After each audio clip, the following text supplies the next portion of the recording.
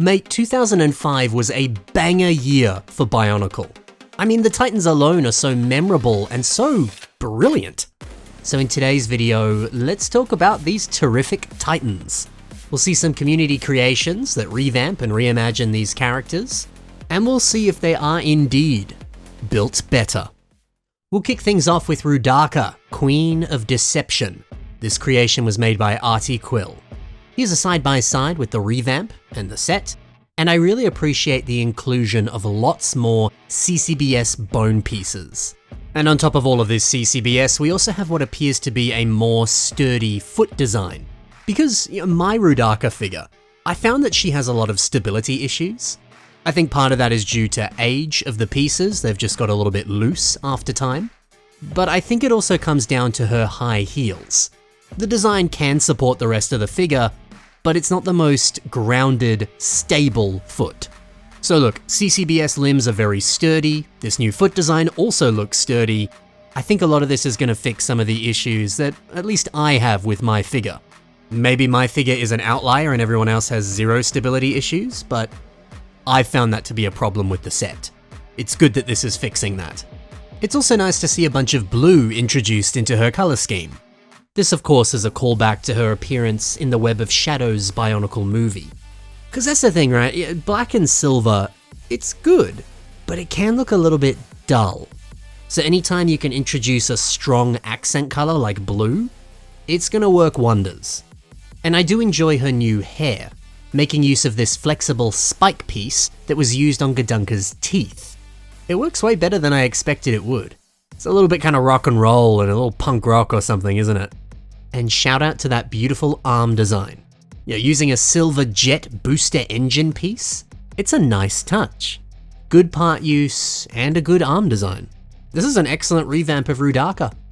Now for my boy Keetongu, and this was built by Kayot. Certainly a different approach. Some of the play features have been removed. And I did like those play features. But instead, this one focuses a little bit more on detail. And the detail that is here, well, it's beautiful. Like the waist design. It looks like it can bend and flex, which is always a plus. Love to see some waist articulation. But I really like how it's using these Rakshi leg pieces.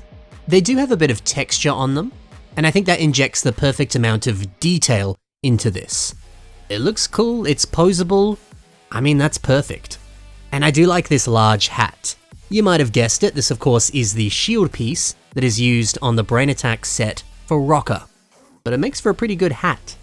Now I get the sense that this is made to mimic the Web of Shadows Bionicle movie version of Keetongu. Which, yeah, you can tell that is obviously a callback to the original set, but I always thought it looked a little bit more hat-like here. Maybe that's just me. And check out this arm design, using some of these interesting circular elements. Ironically, this piece only comes in one set in this color. It's this Ultra Agents set. I have no idea where it is in the set, I can't see it. I never owned this set, so I couldn't tell you, but Bricklink says it's in this one. Somewhere. Anyway, I love how this caps off the arm, the back part of the piece, creating that interesting, circular jut forward. There's something very pleasing about that. I like how it looks. This is a great design. And the great designs, they keep on coming on Ferox Journey's revamp of Sidorak. Mate, once again, we see inspiration from the Web of Shadows movie. The head design, it is a very close match. And I do think this is a big upgrade on the original. The original is still good, but it does feel a touch simple. I just think this is a drastic improvement. The eyes feel so much more evil and sinister. The compact shape of it, it looks good. I think it's spot on. But hey, he's now got a hand on his blade arm. The original set of course had this great play feature where you could kind of pop out this sword and fold it together. Which is great, but he just has a sword for his hand. However, the revamp keeps that original play feature, as you can see it does pop out. And he's got a hand, and the hand's not getting in the way of that play feature as well. Isn't that great? You keep all the charm of the original set, but you just find a little bit of a way of improving it. Sensational. There is also a new claw on the other arm, and I think this is awesome. It's using some of these claw pieces that came out in some old Lord of the Rings Lego sets. There's something about the look of this piece. It's just got an interesting kind of curvature to it. It looks so deliciously evil. It's a great fit for Sidorak. This revamp elegantly matches the source material, but advances and improves upon it. I think that's the very definition of building something better. So that's the 3 officially released sets. Now let's talk about the combo models. If you took pieces from Sidorak and Keetongu, you could combine them together to create Centrak. Brandon Taylor has revamped this one for us today. I'm a big fan of these limbs. Yeah, the little creepy clawed hands down below, with their almost needle-like talons. Nice choice to use minifigure hands for the very tips of these fingers. It looks pretty sick. And then the chainsaw arms are dope. It's always good to see some love for Onowa Nuva's weapon elements. Some of my favorites.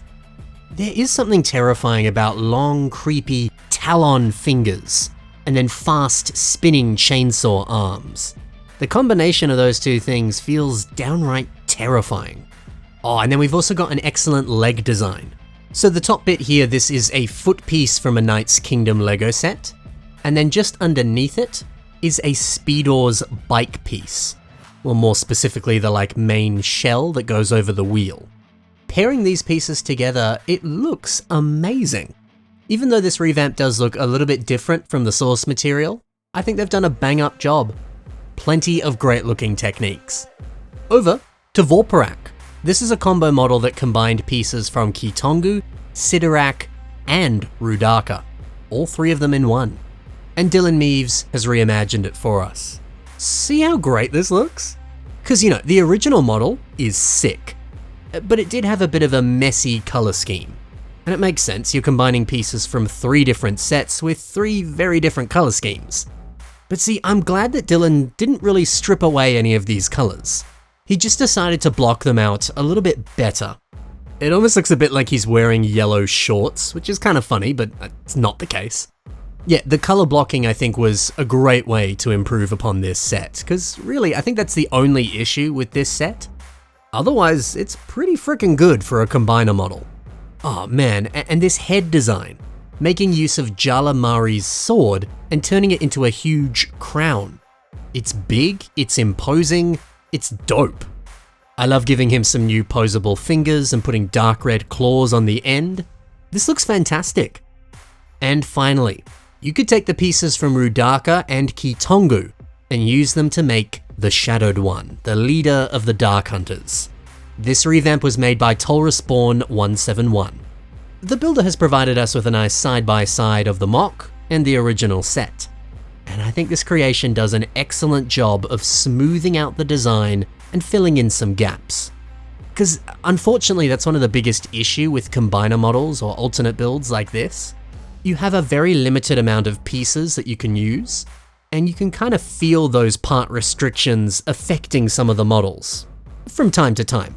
Some it's a little more obvious on, others still do a pretty good job. And to be fair, this does do a good job.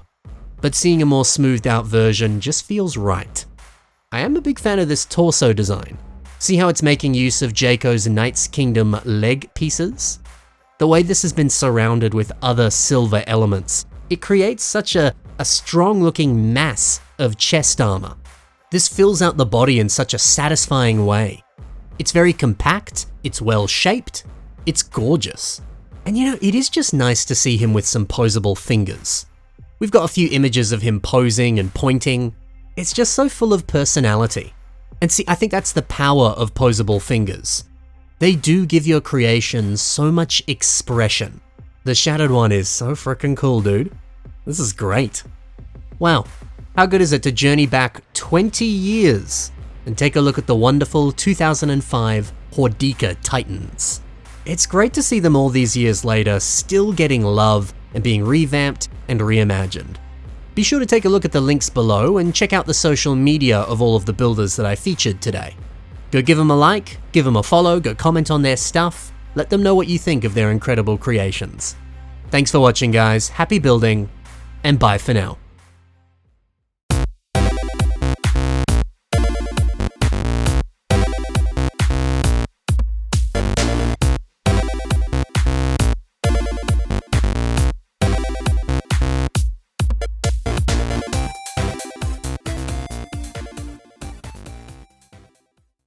Sidorak is a simp.